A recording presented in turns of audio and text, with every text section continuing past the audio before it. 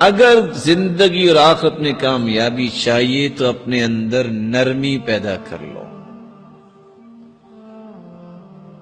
لوہے کی تلواروں کے سامنے جو نہ جھکے لوگ وہ رسول اللہ صلی اللہ علیہ وسلم کے اخلاق کی تلوار کے سامنے جھک گئے تھے. وہ سمامہ بن اسال آپ نے سنا ہوا قصہ، چودھری تھا نا، صحابہ نے پکڑا اور اس کو باندھ دیا، انٹیلیجنس نے لیا اور مسجد کے ستون سے باندھ دیا، اور وہ اتنا بپھرا ہوا تھا. اللہ کے رسول تشریف لائے، فرماتے ہیں ما عندک یا سمامہ، سمامہ کیسے ہو؟ کہتے ان تنعم علی شاکر وَإِن تقتل ذا دم، احسان کرو گے تو احسان کا بدلہ ملے گا، اگر خون بہایا نا تو بدلہ لینے والے ہیں میرے. اللہ کے رسول مسکرا دیے، کہا اس کو دودھ پلاؤ.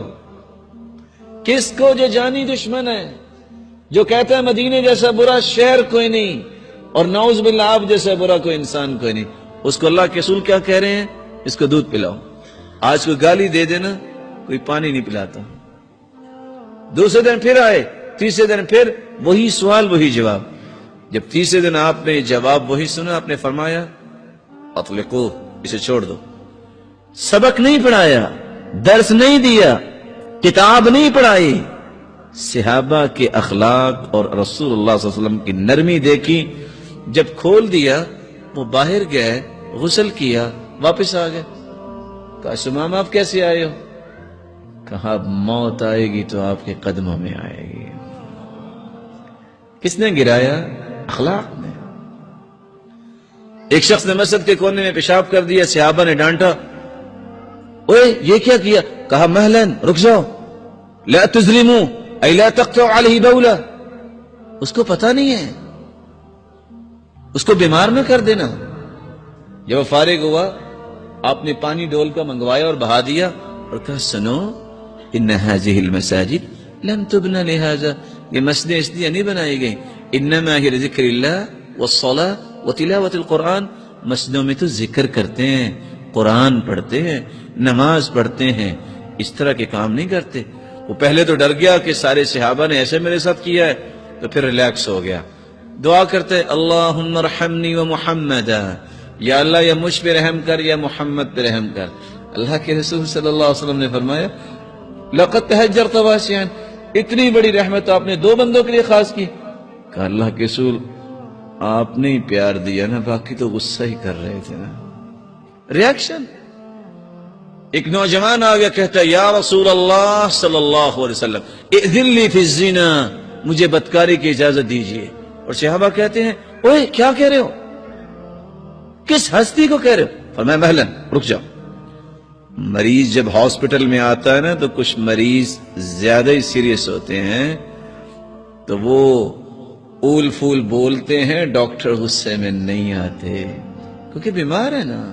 اور بسا اوقات مریض نہیں آتا، ڈاکٹر کو بھاگ کے جانا ہی پڑتا ہے. فدنا منہ، وہ تو وہاں ہی کھڑا رہا، خود اللہ کے رسول اس کے قریب ہوئے اور ڈائیگنوز کرنے کے لیے ڈاکٹر طبیب بھی نبض دیکھتے ہیں اور مختلف انسٹرومنٹ استعمال کرتے ہیں. اللہ کے رسول صلی اللہ علیہ وسلم نے ڈائیگنوز کرنے کے لیے 4 سوال کر دیے. فرمایا اتحبہ لامک، پسند ہے تجھے تمہاری والدہ کے ساتھ کوئی زیادتی کرے؟ قال لا واللہ، شباب تھا، نوجوان تھا. کہا نہیں اللہ کی قسم مجھے تو پسند نہیں ہے.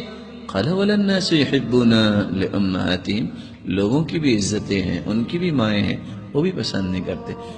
اتحبہ لبنتک، اتحبہ لاختک، اتحبہ لخالتک، اتحبہ لعمتک. سارے رشتے گنوائے، بیٹی، بہن، خالہ اور پھپھو. 5 سوال کیے، ساتھ اس کا سر لٹک گیا.